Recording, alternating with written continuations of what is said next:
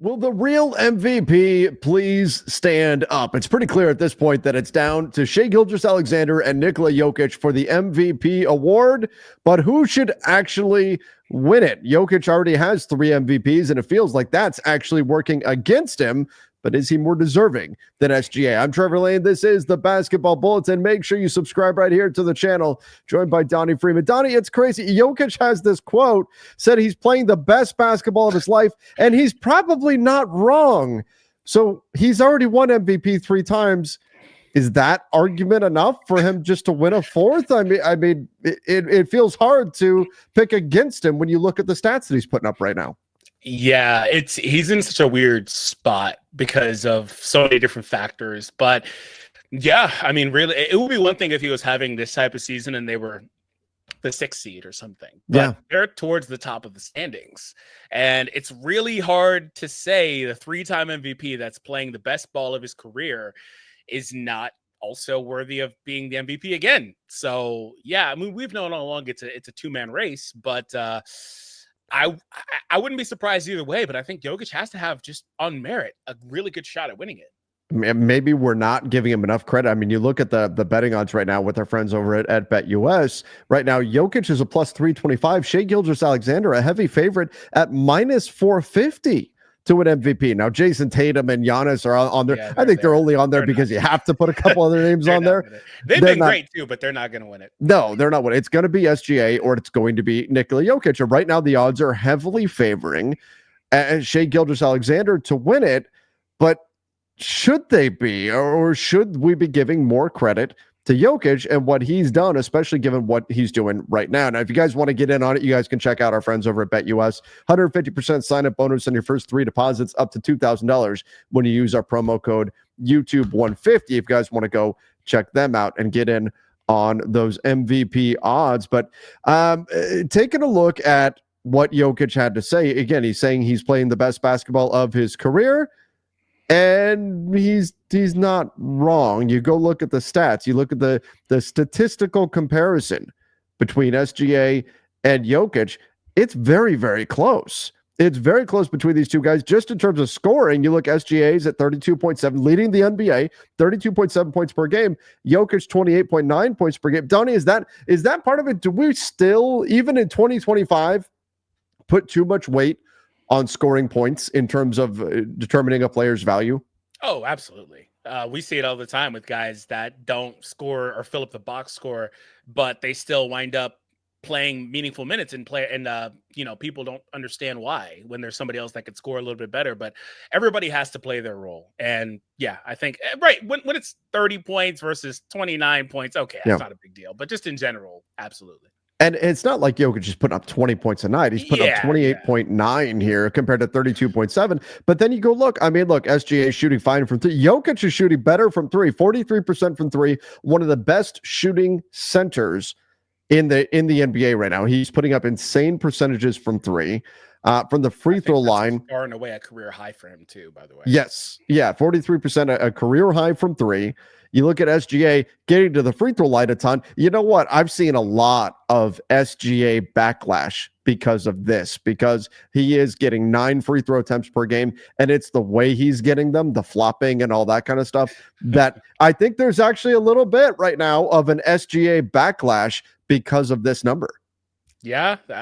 I mean, that's not terribly surprising because he's always kind of played that way, but fans don't like it. And they will use it against you whenever they can. We saw it happen a lot with Harden back in his prime days. Man, Harden is still a top 10 free throw shooter. My God. Trae Young there too. But most of those guys are bigs, but then you have Shai towards the top. So, yeah. But I can't say the bigs aren't grifting either. I mean, some of them do. Joel Embiid? when he's on the floor, yes, he is a major foul grifter. That's for sure. But then you look at rebounds. There's Jokic, number 3 in the NBA overall, and assists. Jokic, number 2. He's a center, and he's number 2 in the NBA in assists. Yeah. Center is the best point guard in the NBA, clearly. Wait, I can't say that because Shai is a point guard, but he's one of them. Yeah, I mean, it certainly is. But then here's the thing that really gets you. How is he doing this? It's top 10 in steals. He's tied with SGA in steals per game. How is that possible as a center? That That, Donnie, is really insane.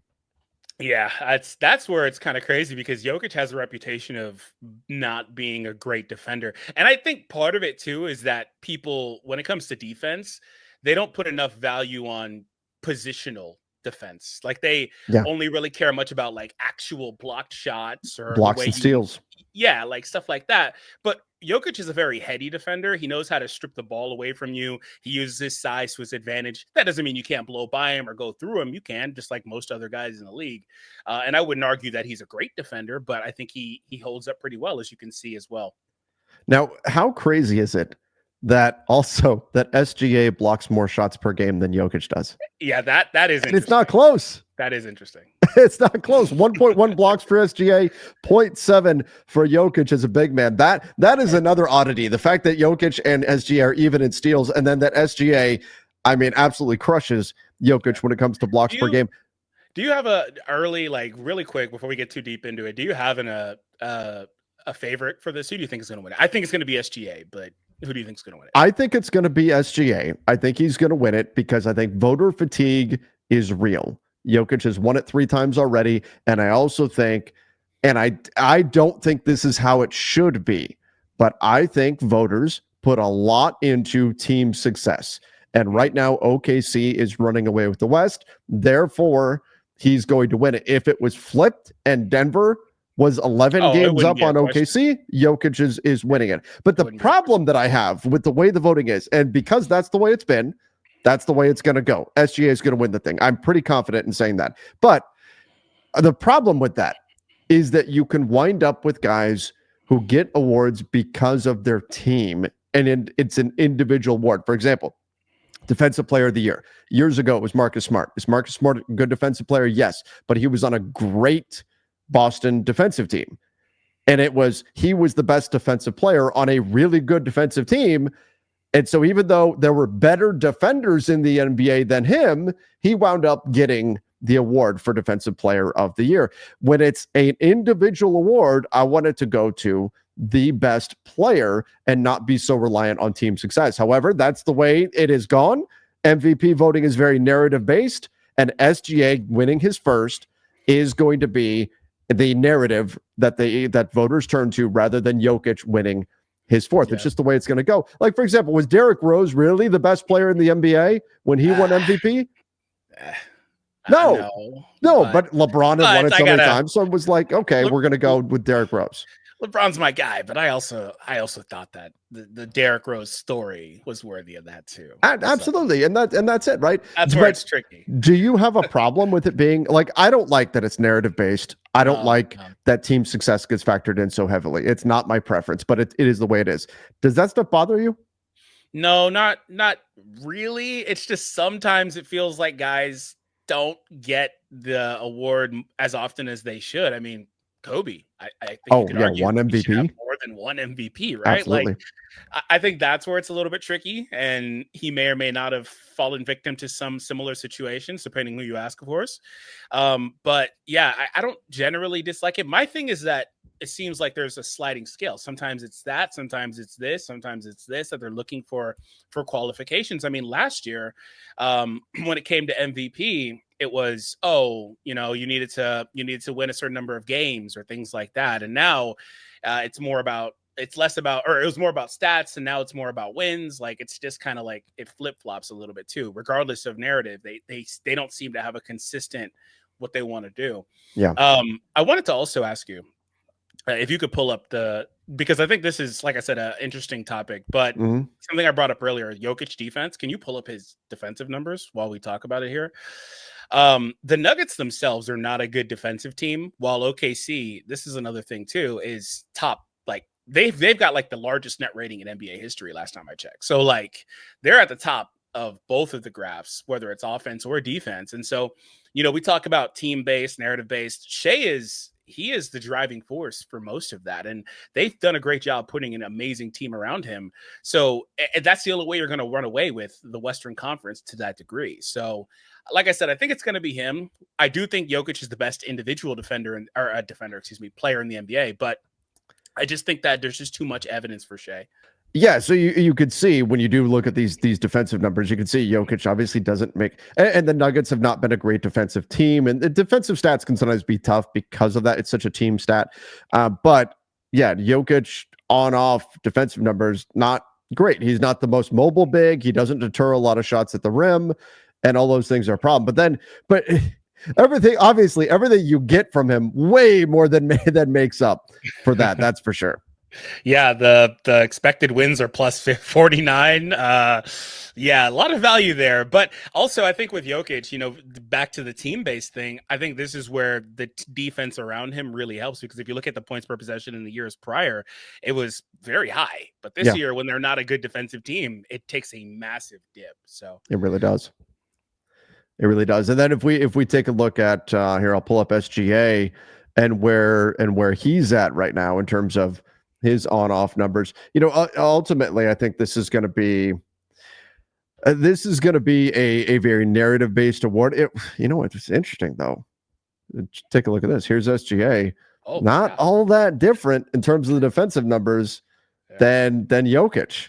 It's less orange. That's all I need to say. It's less orange, but so all of that suggests. I guess, Donnie, let's dumb it down to this: if you needed to win a title this year, who are you taking, SGA or Jokic? I'm taking Jokic, but I'm taking the Thunder. Yes.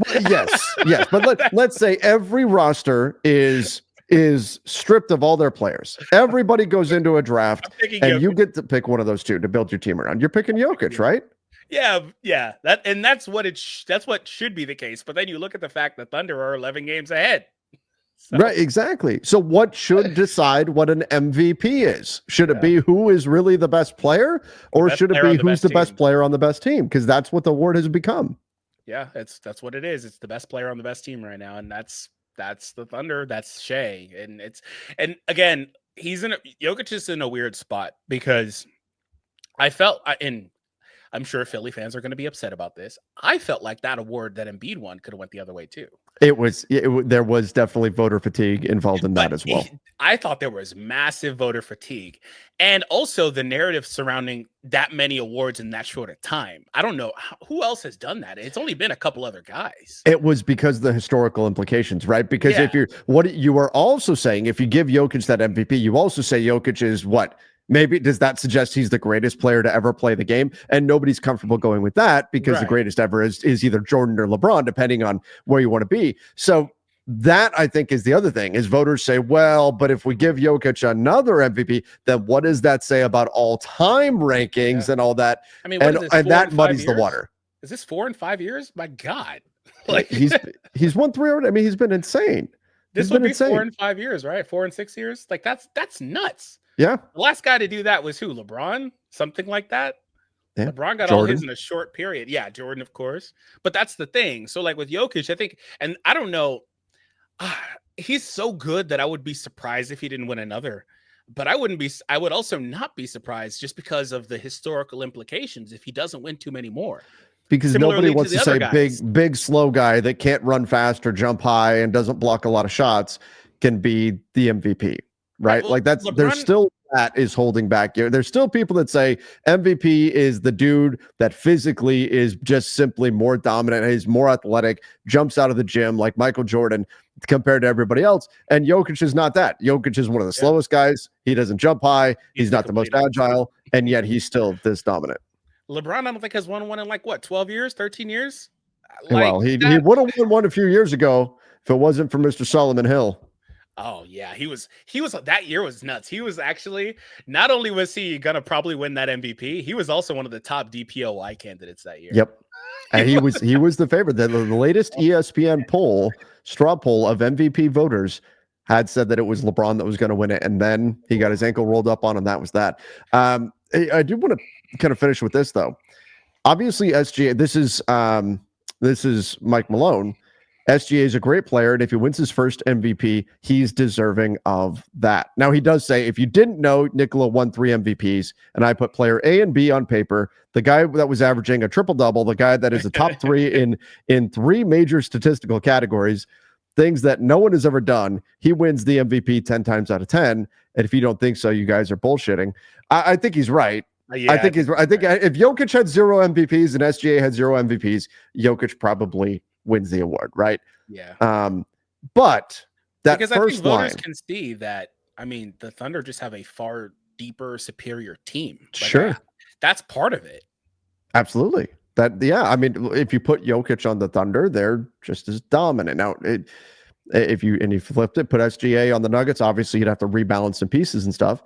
They're probably not quite as dominant. So, but ultimately, Shai Gilgeous-Alexander is a great player, and if he wins his first MVP, he's deserving.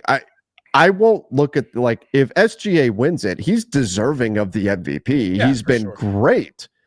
He's just not done what Jokic has done. But his team has been better, and so we're going to rely on team success. But I can't look at this and say, oh, well, there's no way SGA deserves it. No, he's been fantastic, and he definitely is a deserving candidate for this. I don't think, Donnie, if and when, and I'm assuming it's going to happen, SGA wins the MVP, I'm not going to sit there and think, oh my God, this was a travesty. Jokic should have won.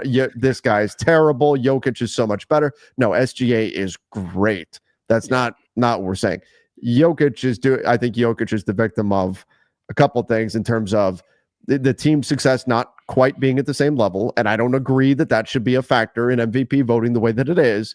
And I think there's voter fatigue is going to ultimately lead to SGA being the MVP.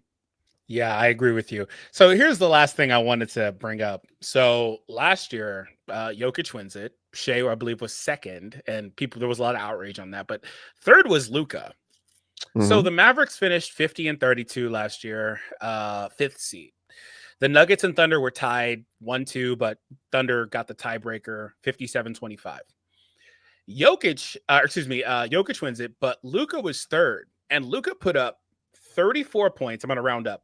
34 points, 9.8, so 10 assists and 9.2 rebounds. It's a very similar thing. Mm-hmm. And so, like, if it's just stat-based with a successful team, then that same criteria should have been what helped Luka win it last year, too. And then he doesn't have the voter fatigue because he's never actually won it. Now, while he was the 5th seed, he was only 5-6 games back from a top seed. Mm-hmm. So, like, does that matter the same way? Like, Jokic currently is a 2nd seed. Who knows how that all shakes out? But I think there is a line. If you have a guy who's putting up insane numbers, but his team is 13th in the conference, that guy is disqualified. He can't win MVP. But if we're talking, if they're on a playoff team, then clearly their impact is high. And I don't think we should differentiate the 1 seed from the 2 seed. And hey, this guy's got a much better team. Like, the MVP award is still an individual award. Yes, there is there's a limit to that, right? If you can be a great player, but if your team is last in the conference, you're not going to be eligible for MVP. That's just the way that it goes. But if your team is in that mix, your top 3, 4, 5, 6, even, I think you should not get discounted simply because your team is not quite as good as somebody else's team is in the MVP race. But that's me. It's a similar, like, stat-based narrative for Jokic versus Luka last year. Let me tell you what. I do think the 65 games played thing, that will be a big factor from moving forward in who ultimately wins MVP. If Luka plays 65 games and the Lakers are good next year, he may very well get his first MVP. Yeah, I think he's going to get it in LA. In LA, the spotlight. Yeah, I saw Mavs fans upset about it. They said they didn't start the MVP campaign, like, for Luka until, like, the end of the season, basically. Yeah. So by then, it didn't really take off the way it should have. But yeah, I don't think Luka should have won it last year. I think that Jokic or Shai, same as this year, would have been fine. But Agreed. It's a similar idea, right? Where he's mind-blowing numbers, basically a 30-point triple-double, just a little bit shy. Yeah. So, similar concept. So regardless, though, we're going to have a good winner worthy of the award this year. Well, now what I'm curious about is what everybody else thinks. Everybody, let us know in the comment section, who do you think should win the MVP this year? Is it Jokic? Is it SGA? And what do you think about Jokic's response to SGA leading in the MVP race? I thought it was a pretty classy response. He's saying, look, I'm playing the best basketball of my career, and I don't think he's wrong about that. but he also made sure to say SGA is very, very deserving. So I love that response from Jokic. But again, give me your thoughts in the comment section down below. Go check out our latest video about the NBA ratings and why haters, well, they're going to hate.